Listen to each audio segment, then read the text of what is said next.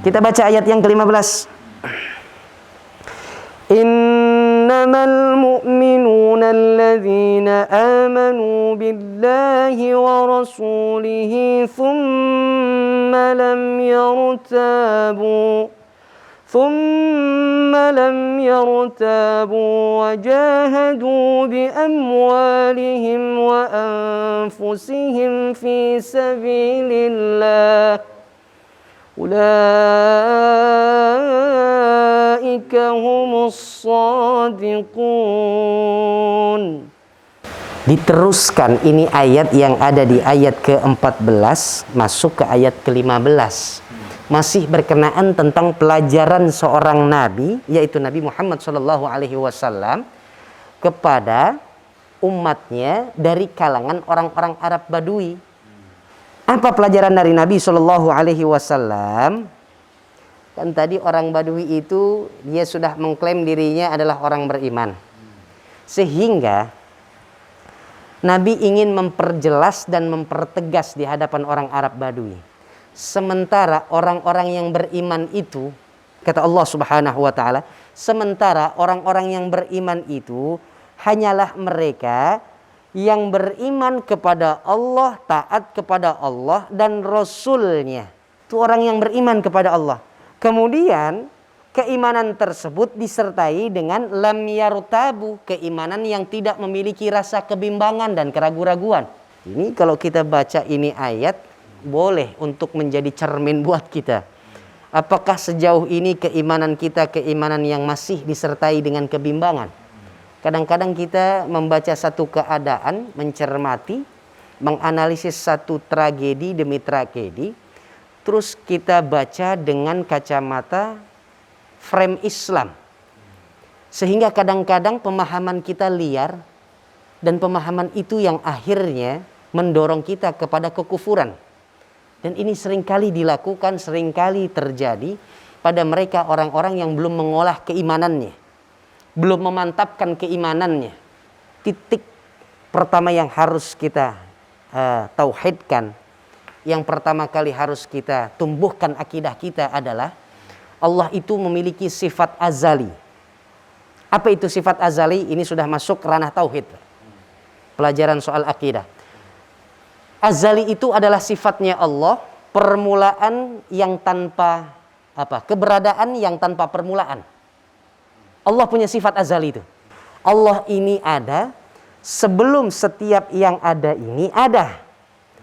Artinya ini jagat raya, alam semesta kita, keberadaannya setelah Allah Subhanahu wa taala punya kehendak. Artinya ketika Allah belum memiliki kehendak, tidak akan ada ciptaan Allah yang manapun, dari jenis makhluknya yang apapun.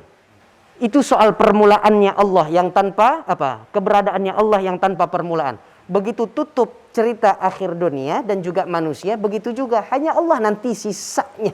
Wa yabqa wajhu rabbika dzul jalali wal ikram. Yang nantinya akan kekal dan abadi adalah hanya Allah beserta keagungannya. Allah dan juga zatnya. Sampai pertanyaan ini, saya punya saudara, saya punya teman bilang, berarti nanti makhluk yang paling terakhir dicabut oleh Allah siapa? Malaikat Israel itu sendiri. Yang biasanya tugasnya, amanah yang diberikan oleh Allah adalah mencabut setiap makhluk-makhluk Allah. Setiap makhluk-makhluk Allah. Ada lagi nanti. Israel kalau begitu mencabutnya nyawa untuk manusia aja atau setiap yang memiliki nyawa? Seperti apa? Tumbuhan itu punya nyawa dia. Dia ada kehidupan di dalamnya. Karena itu setiap ciri dan tanda makhluknya Allah yang memiliki nyawa adalah membutuhkan air. Karena itu orang yang suka bercocok tanam pasti setiap harinya kalau ingin terawat itu tumbuhannya diberikan air. Wa ja'alna minal ma'i kulla syai'in hayy.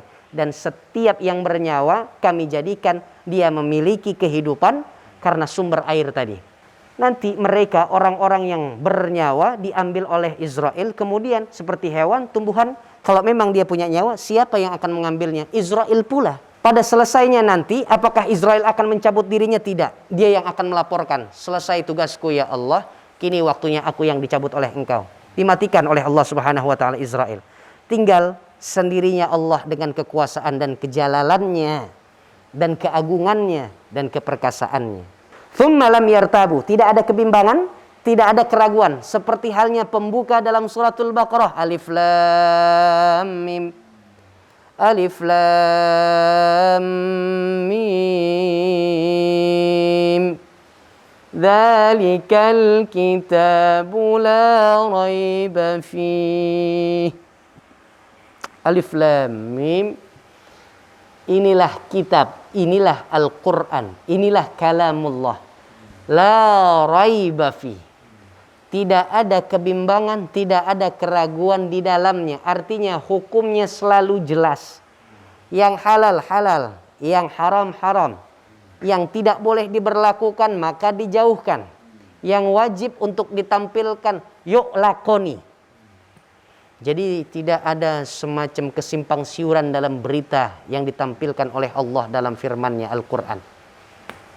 Kalau ada sedikit keraguan, maka orang tersebut tidak bisa disebut sebagai orang yang memiliki keimanan yang lengkap. Karena itu dalil yang cukup juga masyhur, udkhulu fis silmi kafah. Masuklah Anda ke dalam ajaran agama Islam secara kafah, total, integral, lengkap, genap. Itu bahasanya. Tidak secara parsial. Karena ada ayat-ayat Allah Subhanahu wa taala yang menyatakan bahwa jikalau ada seseorang atau segolongan yang meyakini satu hukum Allah, kemudian mengkufuri hukum Allah, maka tempatnya adalah neraka.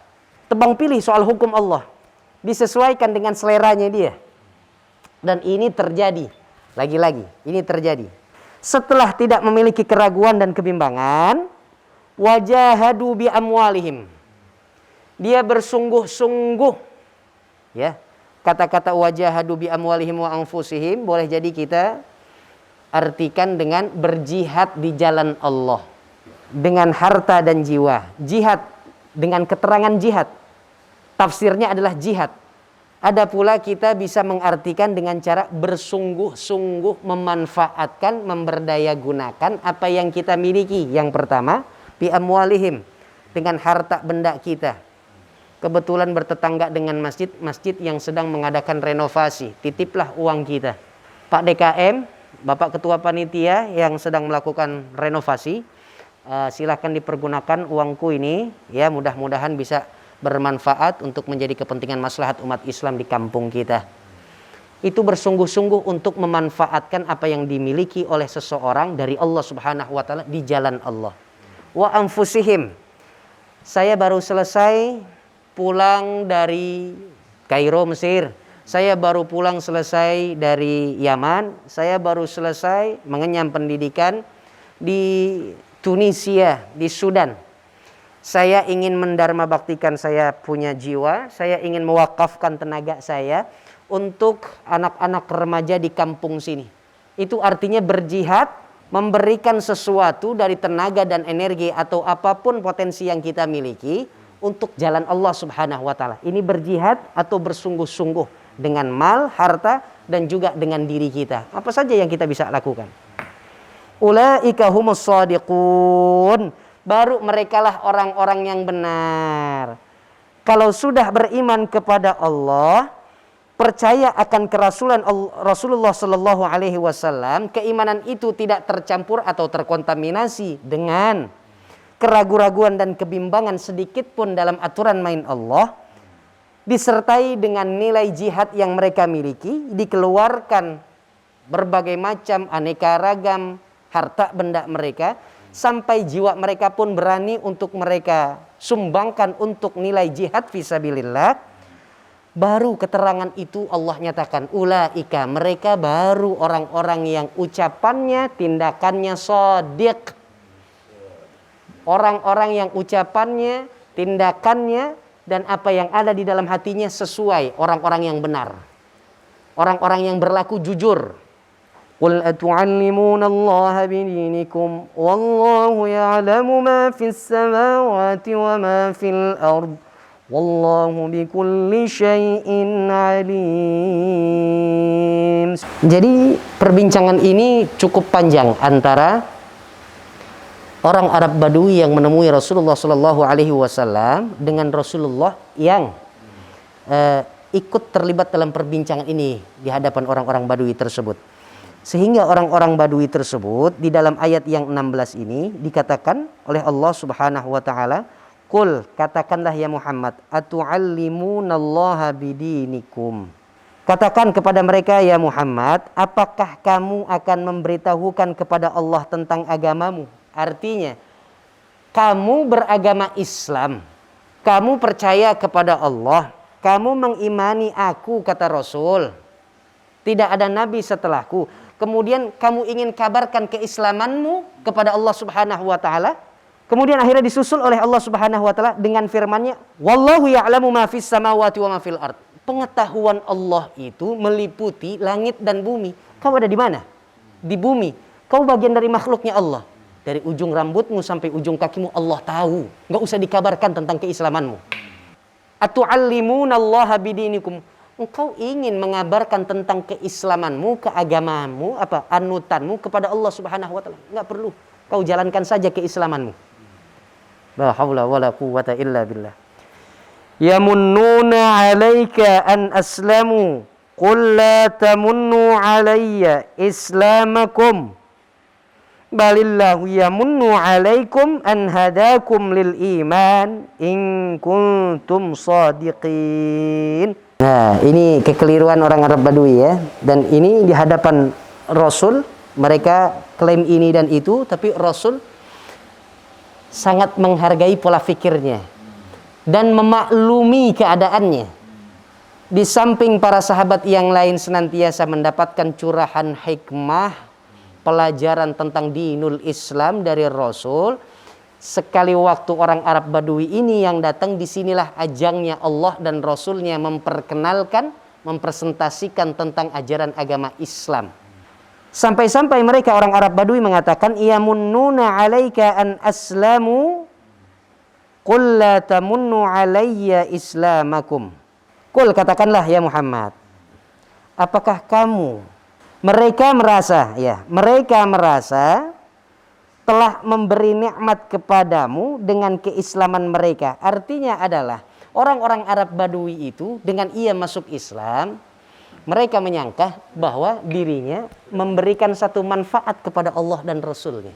Sudah merasa bahwa dirinya menjadi kebanggaan Allah dan Rasulnya. Atau mereka memperkirakan bahwa dengan mereka masuk ke dalam ajaran agama Islam, kemudian di setiap peperangan-peperangan yang terjadi, mereka memberikan tambahan kekuatan kepada pasukan umat Islam. Seharusnya kalian merasa bahwa dengan Islamnya kami ini, kalian yang harus bersyukur. Kalian yang harus merasa, ya alhamdulillah. Tapi ternyata Allah Subhanahu wa taala katakan dan membalikan ya kesalahpahamannya. Apa kata Allah Subhanahu wa taala? Janganlah kamu merasa telah memberi nikmat kepadaku dan keislamanmu. Sebenarnya Allah dialah yang melimpahkan rahmat dan nikmat. Justru adanya nikmat yang kau rasakan dalam sanubarimu, Islam yang sudah ada di dalam hatimu itu adalah aku yang memberikannya. Anhadakum, aku yang memberikan hidayah kepada kalian. Syekh Muhammad Mutawalli Asy-Sya'rawi pernah menyampaikan di hadapan para murid dan jamaah-jamaahnya, demi Allah, kata beliau, kau beribadah kepada Allah ataupun tidak beribadah kepada Allah tidak akan mengurangi atau menambah kemuliaan Allah Subhanahu wa taala. Jikalau dari orang-orang pertama yang diciptakan oleh Allah sampai anak bayi yang terlahir sebelum hari kiamat datang, mereka sepakat, mereka setuju satu gerakan tidak berbeda-beda untuk mengkufuri nikmat Allah, untuk tidak beriman kepada Allah, mensyirikkan Allah, menduakan Allah. Allah tetap dengan sifatnya yang jalal, yang berkuasa, yang kokoh, agung, yang mulia. Kemudian jikalau seluruh orang di dunia ini bersepakat untuk beriman kepada Allah, sujud serentak kepada Allah Subhanahu wa taala, berkiblat kepada Ka'batul Mukarramah, sungguh tidak akan menambah sedikit pun daripada kemuliaan Allah Subhanahu wa taala. Ini nilai yang harus kita sebutkan di dalam kajian suratul Hujurat ayat yang keberapa? Ke-17 tadi. Ke-17. Yamunnuna 'alaika an aslamu qul la tu'minu qul la tamunnu 'alayya islamakum balillahu yamunnu 'alaikum tapi Allah lah yang telah memberikan nikmat kepada kalian, an hadakum lil iman, terhadap hidayah yang Allah sudah persembahkan dalam bentuk keimanan kepada Allah. Kalau kalian betul-betul adalah golongan orang-orang yang shadiqin, orang-orang yang benar. Artinya apa? Benar keislamannya, benar tauhidnya, benar akidahnya. La haula wala quwwata illa billah. Tutup suratul Hujurat dengan ayat yang ke-18. Innallaha ya'lamu ghaibas samawati wal ard wallahu basirum bima ta'malun. Di akhir surah ini ditutup dengan satu ayat yang menerangkan tentang kehebatan dan kuasanya Allah Subhanahu wa taala. Perkara apa? Allah bisa mengetahui sesuatu yang gaib. Kalau sudah yang gaib, tidak ada yang mengetahui selain Allah Subhanahu wa taala. Disebut nilai kebaikan, itu adalah klaimnya Allah. Kita sudah beribadah. Siapa bilang itu ibadah kita, ibadah yang diterima oleh Allah? Kita belum tahu. Karena itu ada doa kita. Doanya adalah Allahumma inna na'udzubika min ilmin la yanfa. Ya Allah, aku berlindung kepadamu dari ilmu yang tidak manfaat. Wa min amalin la yurfa, dan amalan yang sejengkal pun dari kepalaku tidak terangkat, artinya tidak diterima oleh Allah Subhanahu wa taala. Dikatakan amal soleh itu ketika malaikat sudah bersedia menggoreskan catatannya, kemudian dilaporkan oleh Allah Subhanahu wa taala. Malaikat pun diberikan mandat oleh Allah, catat ketika mereka melakukan tindakan ibadah yang murni untukku. Ketika ibadah itu tidak dilakukan secara murni untuk Allah Subhanahu wa taala, malaikat pun enggan melaporkan model ibadah yang seperti itu kepada Allah. Jadi artinya ihsan, perbuatan baik itu harus disertai dengan keikhlasan. Bismillahirrahmanirrahim. Allahumma inna nastaudi'uka ma 'allamtanahu wa ma hafidhnahu ma qara'nahu fardudhu ilaina 'inda hajatina ilaih. Wa sallallahu ala sayyidina Muhammad wa ala ali sayyidina Muhammad walhamdulillahi rabbil alamin. Hadani Allah wa iyyakum ajma'in. Assalamualaikum warahmatullahi wabarakatuh.